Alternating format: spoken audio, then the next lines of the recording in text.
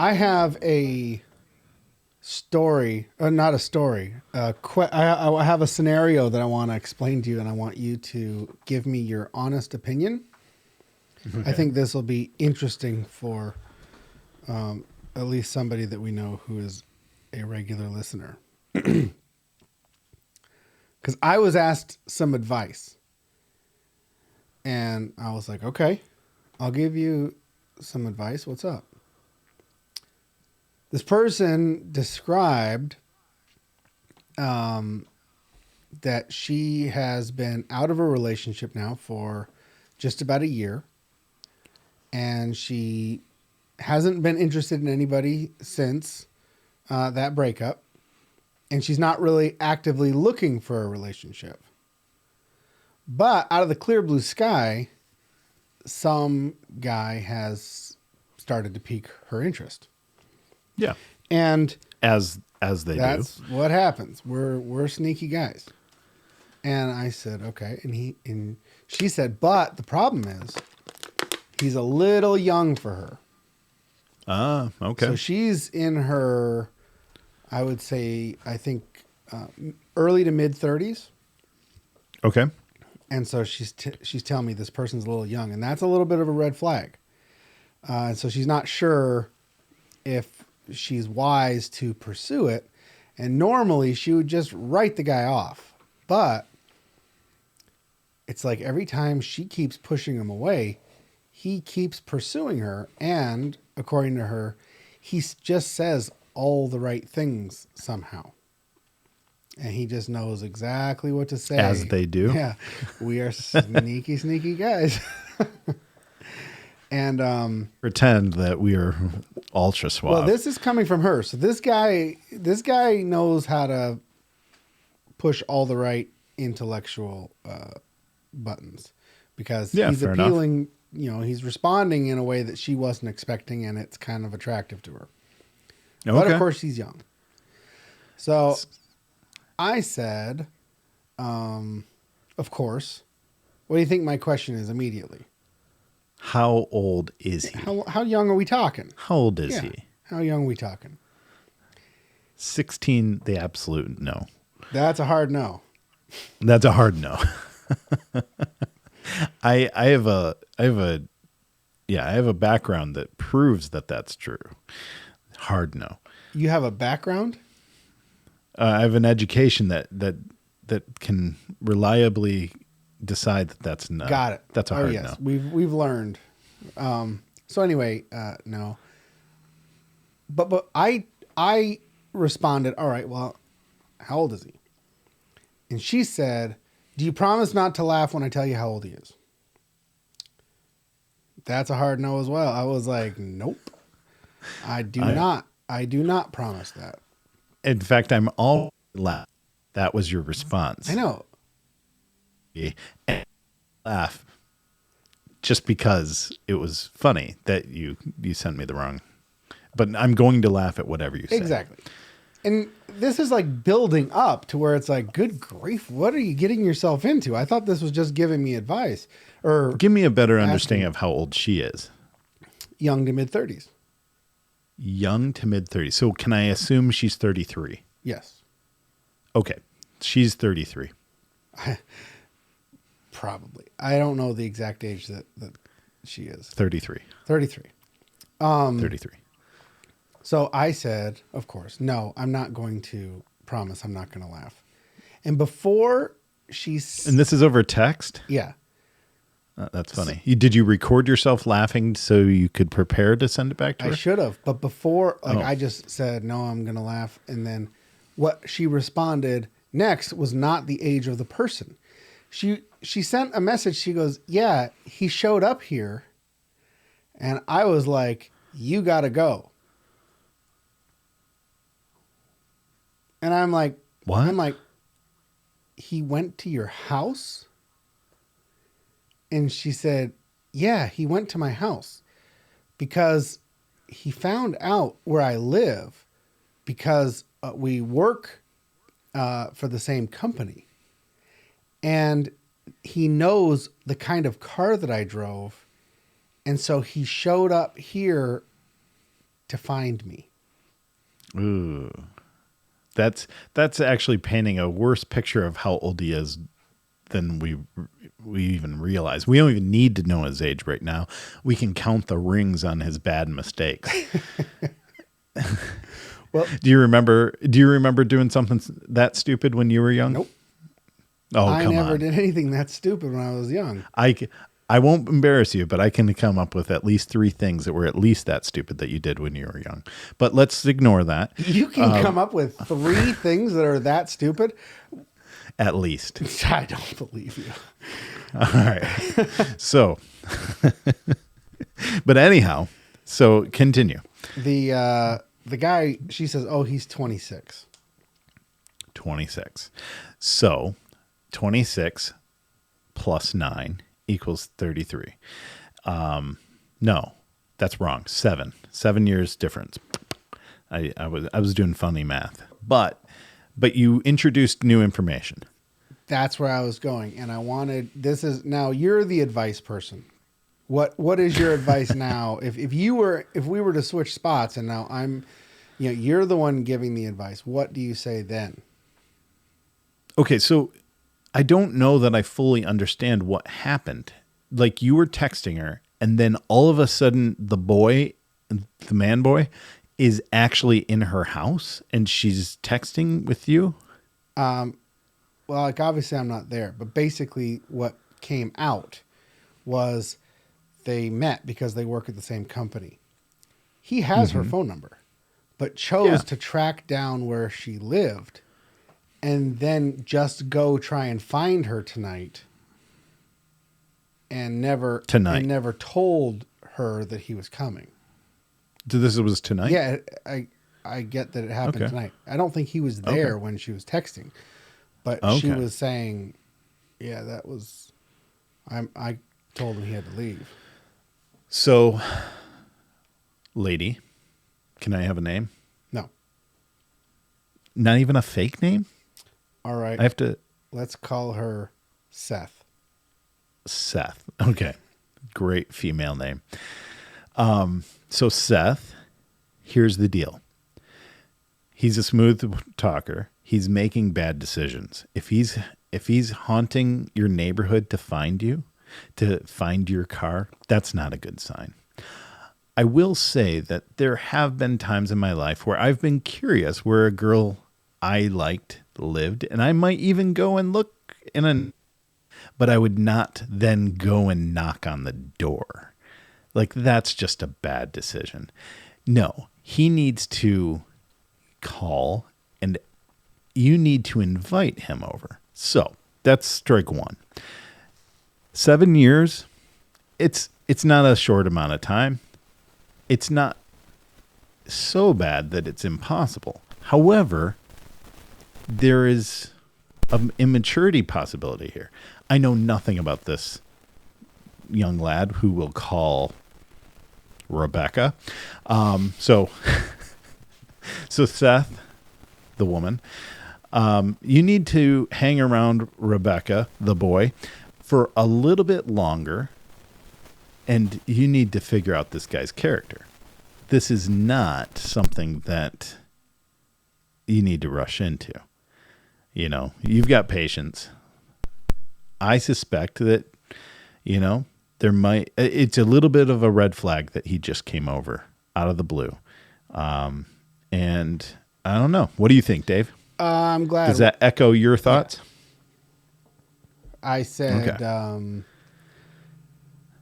said, if he has your number, he has no business trying to physically find you.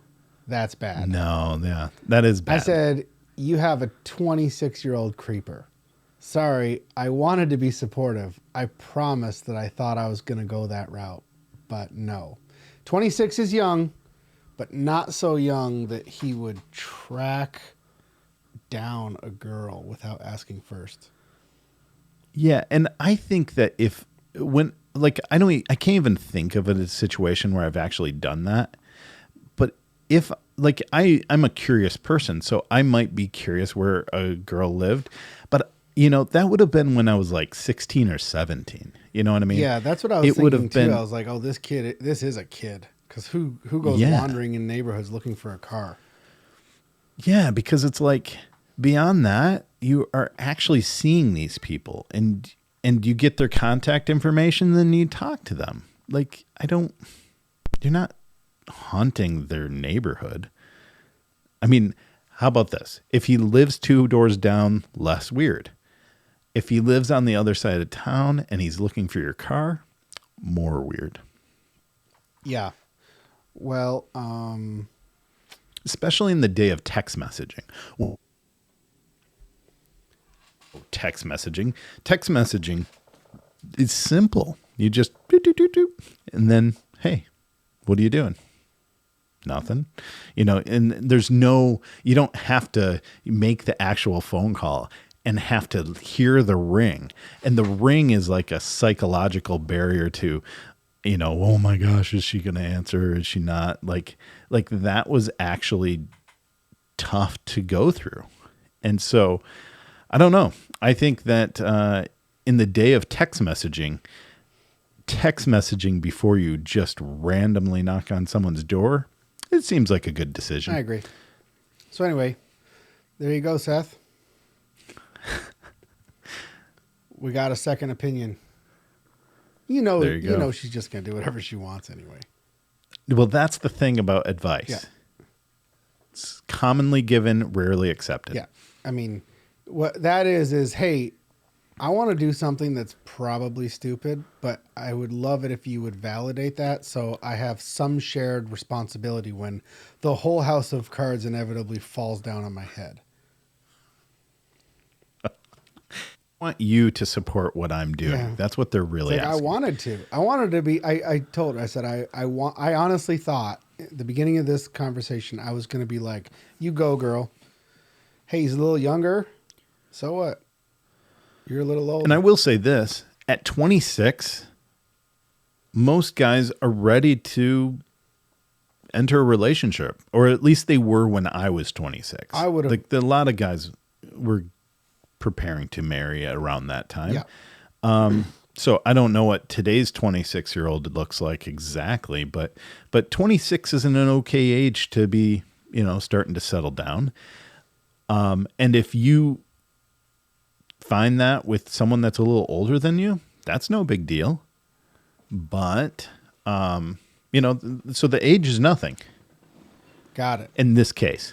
You've got to give me a hint though, because I don't think you can, I don't need you to tell a story you don't want to tell, but I don't think you can substantiate that you've got 3 examples of where I did something that crazy.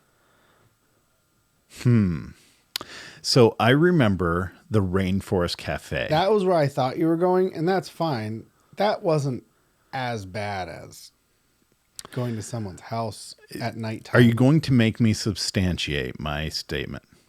Well, I mean, it kind of seems like you put it out there, and then I'm sitting here pretty like, I don't think you can substantiate that I was so crazy that I went to someone's house at night and knocked on their door. Yeah. How many people were invited to dinner for that? One. How many did the one person think were invited to dinner that night? Well, she knew I was going to be there. That was not a surprise. I didn't just spring it on her. And so is that the full truth and nothing but the truth? So, when Hey, I was perfectly happy with not substantiating my claim. that's fine. It's not this story probably won't make it anyway because it's not that interesting. But we could tell it. But I want to know if you have another one.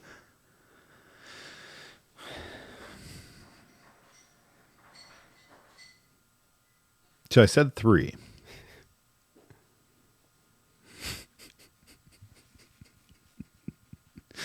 I mean, how many times have you moved out of state on a whim because you smelled a girl? Got it. 1. But really? 2.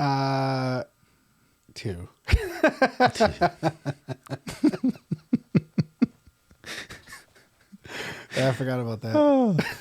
Yeah. So, I mean, I would even put, going in finding a woman's house based on her car, maybe even beneath that. But what do I know? Got it. Or how many years did you date that girl that you met at a bar in Tijuana? There's no way to answer that. It's still going. It's undefined. All right. Fair enough. But, yeah, I was all younger than 26. All is that true? No. It was, yes, it was true. All of that is true. Okay. Yep. Oh, yeah. Because You moved to Texas that time before the age of 26. Well, before. Yeah, really? I mean, before I was 27.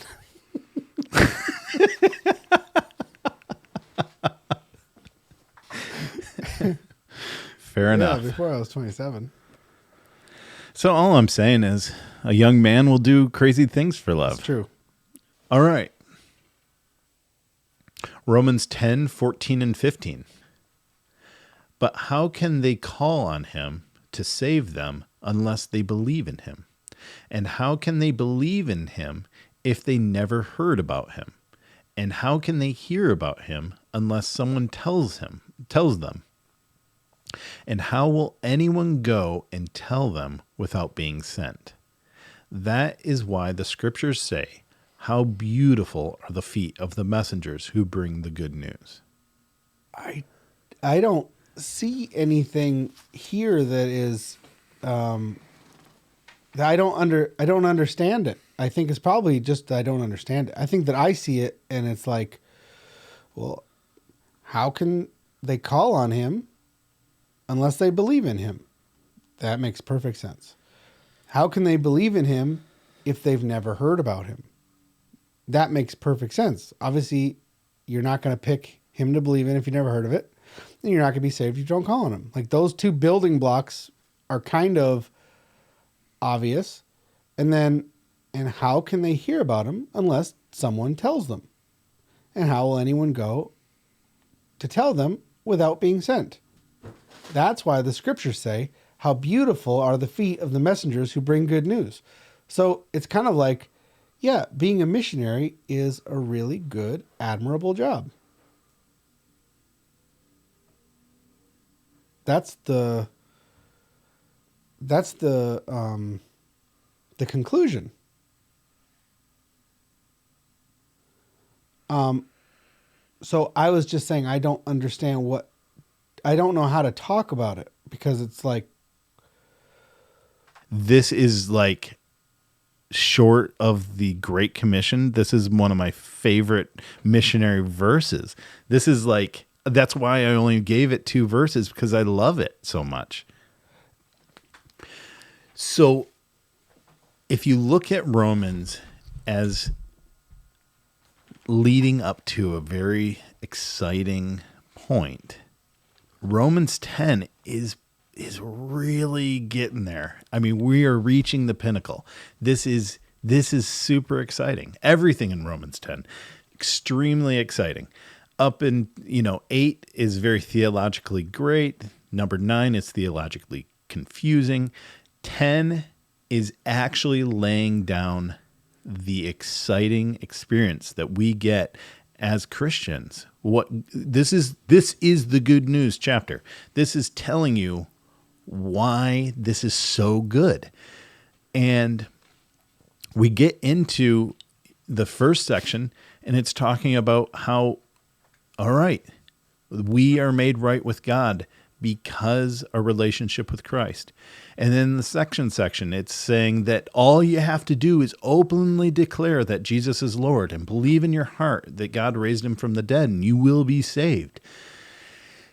And it's saying that not only is this for the Jews who have been working through the law all these years, now this is the good news that we get to share with everyone. This is it. This is where it's happening. This is where the rubber meets the road. The whole cascading effect of Romans 1 through 9 has led up to this set of verses, Romans 10, 14, and 15. It is saying that now it's not just for the Jews, it's for the Gentiles, and we need to go out and you go get them. This is, if this was an army, the general is going to be talking and talking and talking, and he's going to be telling them how bad the Nazis or whatever it is are. We're going to go out and we're going to get them. And then at the end where he's like, all right, let's go, and everyone cheers, this is those verses. Romans 10 and 14 and 15 is the cascading of effect right up to the point where it's saying, you can hear it in the cadence. But how can they call on him unless they believe in him? And how can they believe in him unless they've heard about him? And how can they hear about him until someone tells them? And how will anyone go unless they are sent? That's why the scriptures say, how beautiful are the feet of the messengers who bring the good news. All right, this is an exciting part of the Bible. Got it. And it read in context, this is it, Dave. This is exciting. This is when you can understand what the author's big picture is for all of a particular book. When I read this, I get chills. I love this. This is among my favorite verses. And I read this and I think to myself, amen.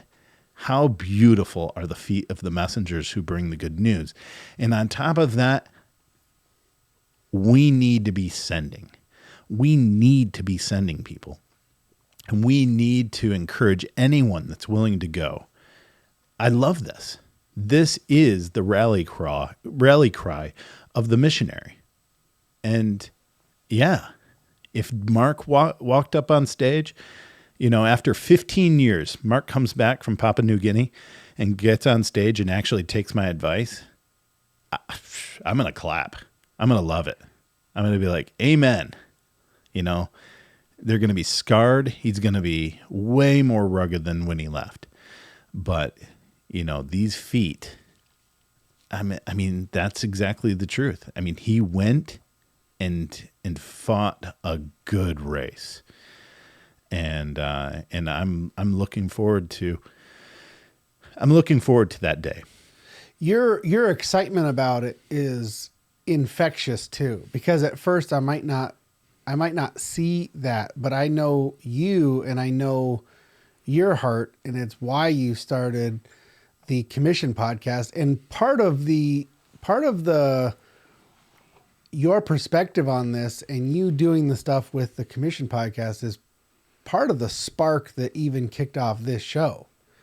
It was like, well, even though we're not able to go to Papua New Guinea right now, well, let's not do nothing. And so you've been interviewing other missionaries because you went to some kind of an event, and then it's like you had an aha moment that so much time that we spend here. Yeah, I went to a thing called Wyoming, which means go somewhere for a weekend and do something you don't normally do. But it was a mission conference for, a handful of people talking about what used to be called New Tribes, but now it's Ethnos 360.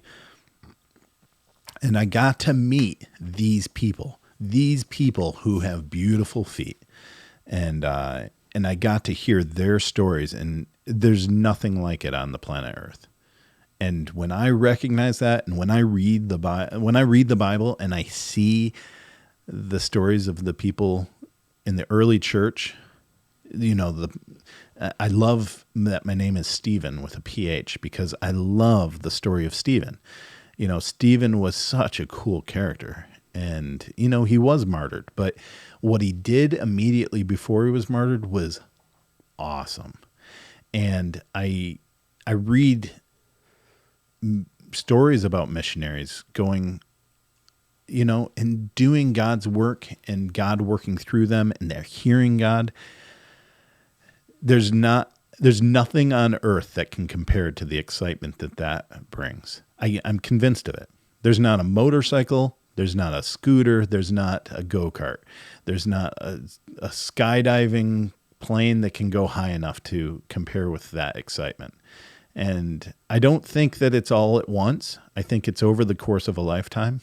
But when I get to hear what they're doing, man, I just love it. And if I can do just a little bit to help support, help send, and periodically be able to go myself, I'd love to go. But that hasn't been my lot in life. So, but I would love to help people go and send them. And it's just so exciting, Dave. I just love it.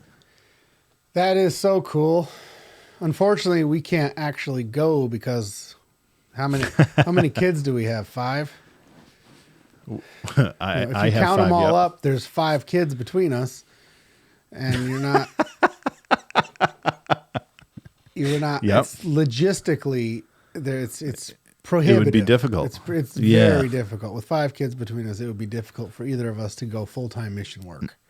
Yes. But if only